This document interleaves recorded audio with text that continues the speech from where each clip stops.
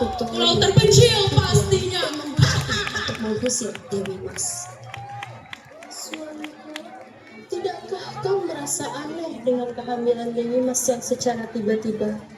Jika kabar ini sampai ke telinga rakyatmu, mereka bisa mencurigai kelayakanmu sebagai raja suamiku. Jangan biarkan reputasimu tercoreng. Sebaiknya kau pertimbangkan untuk mengusirnya dari istana ini. Apakah ini benar-benar perlu? Tentu saja suamiku, ini benar-benar perlu demi kehormatanmu. Aku harus menjaga kehormatan kerajaan. Baiklah, aku akan melakukan meskipun berat hati. Keputusan yang bagus, suami. Datu Tuan memanggil Dewi Mas yang datang dengan senyum samar penuh harapan. Dewi Mas, mendekatlah. Ada apa, suamiku? Mengapa kau terlihat begitu tegang? Kau harus pergi dari istana ini sekarang juga. Hah? Pergi? Suamiku, apa dosaku sehingga kau tega mengusirku? Bukankah aku selalu setia mendampingimu? Aku tidak bisa mempercayai kehamilanmu ini. Ini bukan anakku. Jangan, suamiku. Jangan lakukan ini. Pertimbangkanlah kembali keputusan ini. Dayang, bawa Dewi Mas keluar dari istana ini dan tinggalkan dia di pulau yang jauh dan sunyi. Maafkan aku, permaisuriku. Ikutlah bersamaku. Selamat tinggal, suamiku. Semoga suatu saat kau menemukan kebenaran. Pengawal mulai menarik Dewi Mas yang meronta-ronta. Matanya terarah kepada Datu Tuan, berharap ada secercah perubahan hati. Namun, Raja tetap diam, membiarkan beban penyesalan menyelubungi hatinya. Dewi Mas diasingkan ke sebuah gili atau pulau. Suatu ketika, sebuah kapal berlabuh di pulau tersebut. Aku tak menyangka ada orang di pulau ini, terutama dia seorang wanita hamil. Siapa namamu? Namaku Dewi Mas Nakoda. Aku sudah berhari-hari tinggal di sini. Apa yang membuatmu bisa sampai di tempat asing seperti ini? Dewi Mas menceritakan kisahnya kepada Nakoda. Bisakah engkau mengantarkanku ke Pulau Bali? Sungguh malang ya nasibmu. Aku akan mengantarmu ke Bali. Ikut aku.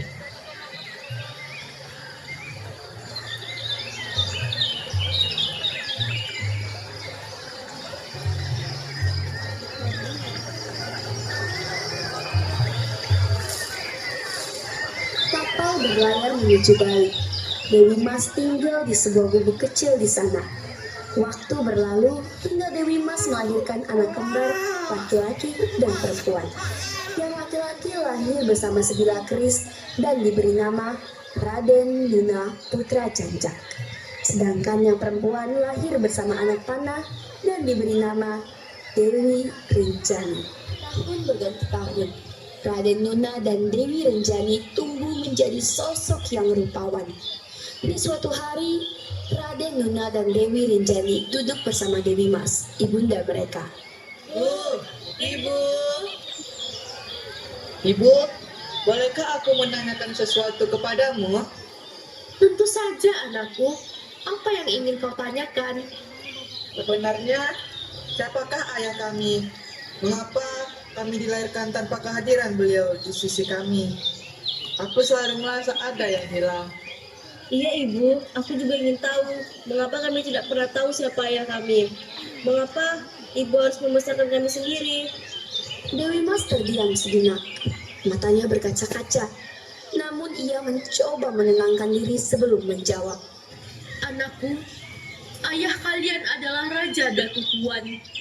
Tapi kalian harus tahu, hubungan kami tak berjalan mulus.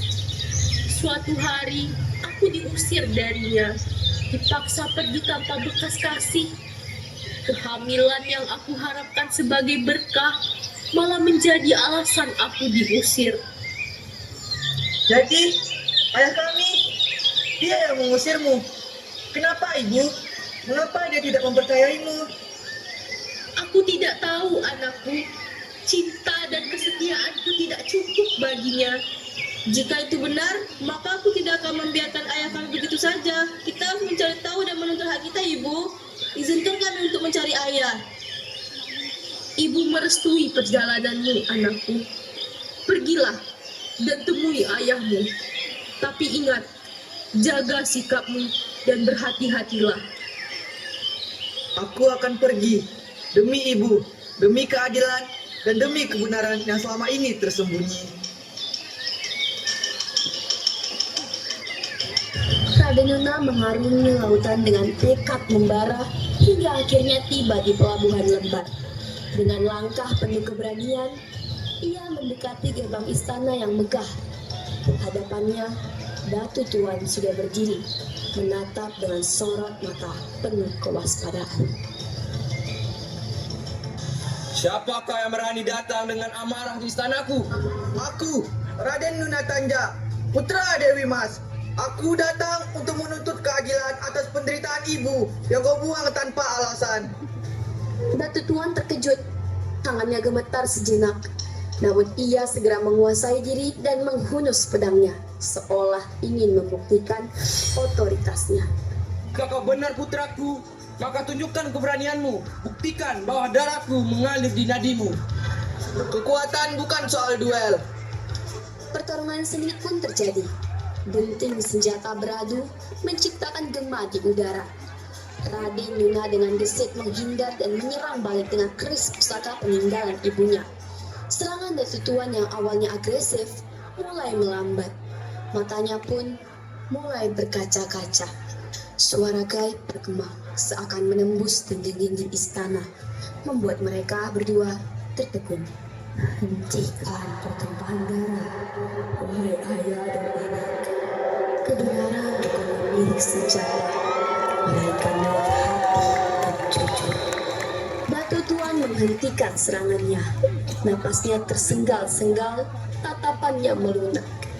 Ia menurunkan pedangnya, menatap Raden Nuna dengan penuh penyesalan.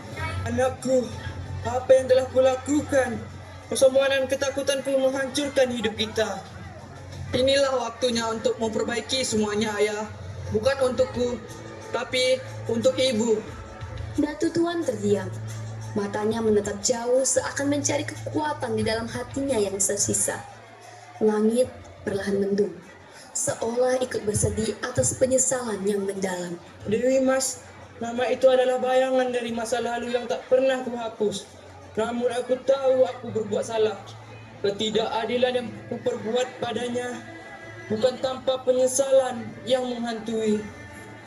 Ayah, kesedihan ibu tak bisa diukur. Namun, aku di sini bukan untuk menuntut amarah, melainkan keadilan. Ibu layak untuk mendapatkan pengakuan, dan aku ingin tahu kebenaran di balik semua ini. Mulailah dengan pengakuan dan pemulihan nama ibu. Biar rakyat tahu siapa dia dan bagaimana keteguhannya tak pernah padam. Aku akan melakukannya, anakku, demi dia dan demi kita semua. Kita akan menjemput Dewi Mas dan Dewi Rinjani, anakku. Raden Nuna dan Datu Tuan berjalan bersama ke gubuk tempat Dewi Mas dan Dewi Rinjani tinggal. Ketika mereka tiba, Dewi Mas keluar dari gubuk dengan tatapan tak percaya melihat Datu Tuan dan Raden Nuna berdiri di depannya. Apa arti semua ini, Datu Tuan?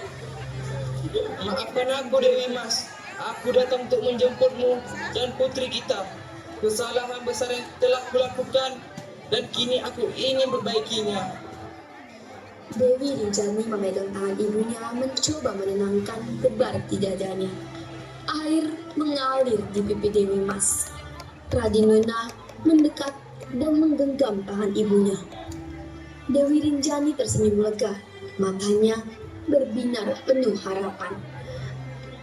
Apa ini, Datu Tuan?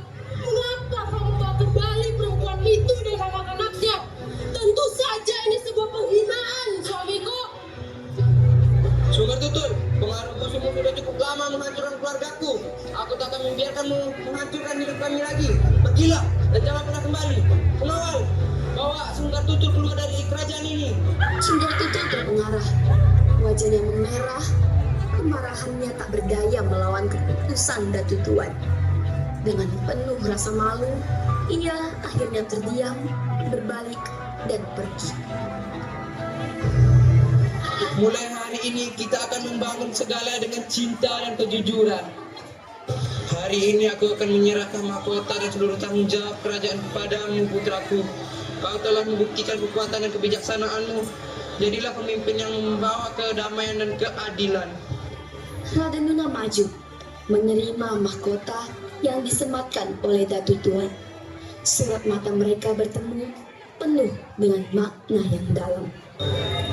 Aku berjanji akan menjalankan amanah ini dengan sebaik-baiknya. Keberanian dan kebijaksanaan yang ibu dan ayah ajarkan akan selalu menjadi panduanku. Dewi Mas tersenyum bangga, sementara Dewi Rinjani berdiri di dekatnya penuh haru. Datu Tuan lalu menghadap Dewi Rinjani dengan ekspresi lembut. Putriku, kau memiliki jiwa yang tenang dan bijaksana. Sudah saatnya kita mencari pencerahan di tempat yang lebih tinggi. Aku mengajakmu untuk bertapa di gunung agar kau menemukan kedamaian sejati. Keesokan harinya, Datu Tuan dan Dewi Rinjani menuju gunung dan keduanya terlihat penuh tekad dan ketenangan. Anakku, perjalanan ini bukan sekedar mendaki gunung. Kita akan mencari pencerahan dan berdoa untuk kebaikan kerajaan dan rakyat kita. Setelah berjam-jam mendaki, mereka tiba di puncak gunung dengan pemandangan yang megah dan sunyi. Mereka duduk bersila, memejamkan mata, dan mulai berdoa dengan khusyuk. Angin berhembus lembut, membawa kedamaian. Tiba-tiba suara gaib terdengar dari kejauhan, bergema di antara tebing hutan.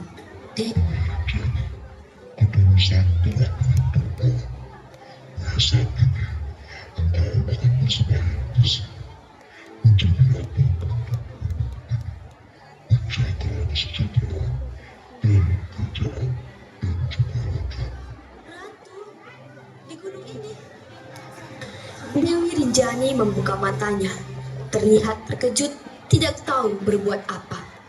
Tangan kanannya terangkat sedikit seperti ingin merasakan energi yang menyelimutinya. Cahaya perlahan-lahan menyatu dengan dirinya. Sebuah mahkota dari ranting pohon dan bunga melayang menuju kepalanya. Dewi Rinjani hanya memandangnya dengan pandangan penuh takjub, namun tetap tenang, menerima takdir dengan elegan. Jika ini takdirku, aku akan menjalankannya. Anakku, engkau telah memilih jalan yang mulia. Gunung ini ada di tangan yang tepat. Datu Tuan yang masih duduk di sampingnya memandang dengan bangga. Dewi Rinjani kini menggunakan mahkota alami. Wajahnya bersinar lembut, penuh kebijaksanaan. Keheningan kembali menyelimuti puncak gunung. Sejak saat itu, gunung tersebut dikenal sebagai tempat bersemayamnya Dewi Rinjani yang melindungi kerajaan dan seluruh rakyatnya. Ia menjadi simbol perdamaian, kesejahteraan, dan perlindungan bagi rakyat. Para penduduk percaya, selama Dewi Rinjani ada di sana, negeri mereka akan selalu aman dan diberkahi.